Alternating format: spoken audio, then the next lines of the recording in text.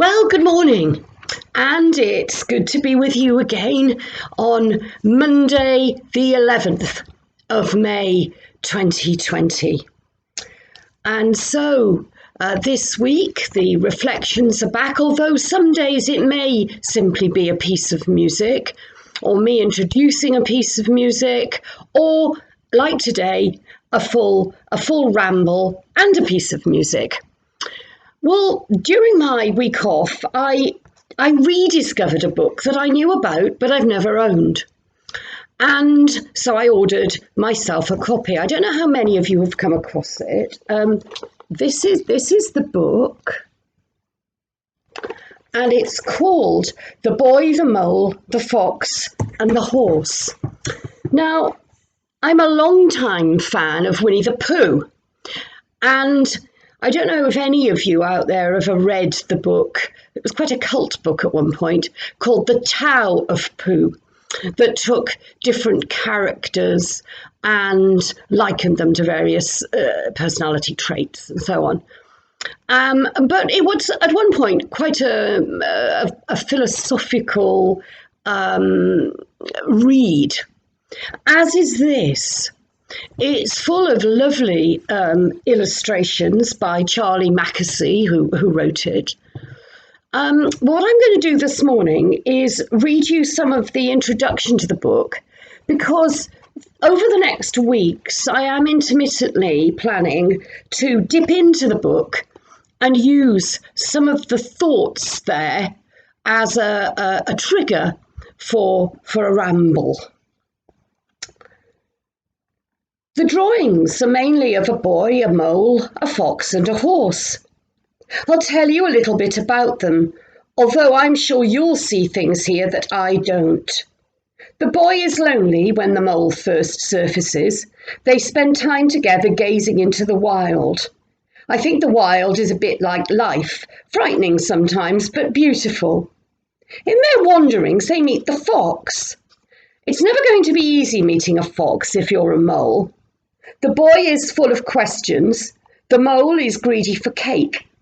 The fox is mainly silent and wary because he's been hurt by life. The horse is the biggest thing they've ever encountered, and also the gentlest. They're all different like us, and each has their own weaknesses. I can see myself in all of them, and perhaps you can too. Their adventures happen in springtime, where one moment snow is falling and the sun shines the next. I hope this book encourages you, perhaps, to live courageously with more kindness for yourself and for others, and to ask for help when you need it, which is always a brave thing to do. When I was making the book, I often wondered, who on earth am I to be doing this? But as the horse says, the truth is, everyone is winging it.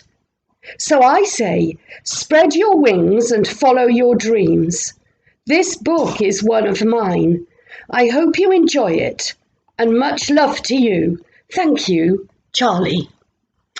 And I think that's a lovely, honest introduction, as are so many of the reflections in the book. Now, I am literally just going to randomly open this, and I've opened it at that little drawing. It says, "What is the bravest thing you've ever said?" asked the boy. "Help," said the horse.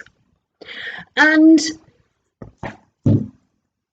it's interesting that people I've only known in passing, people I've not known at all within our town in recent weeks, have been saying help. And I've got to know some of them better on the back of that request for help in times when they were, for whatever reason, unable to do something for themselves. And there's a whole network, of course, of people. This isn't just about me. A whole network of people doing things within our church and within our community to help others, reaching out in love and kindness. And I pray that this week and ongoing, you will all know what it is to be touched by love and by kindness. And the blessing of God, Father, Son, and Holy Spirit be with you all, always.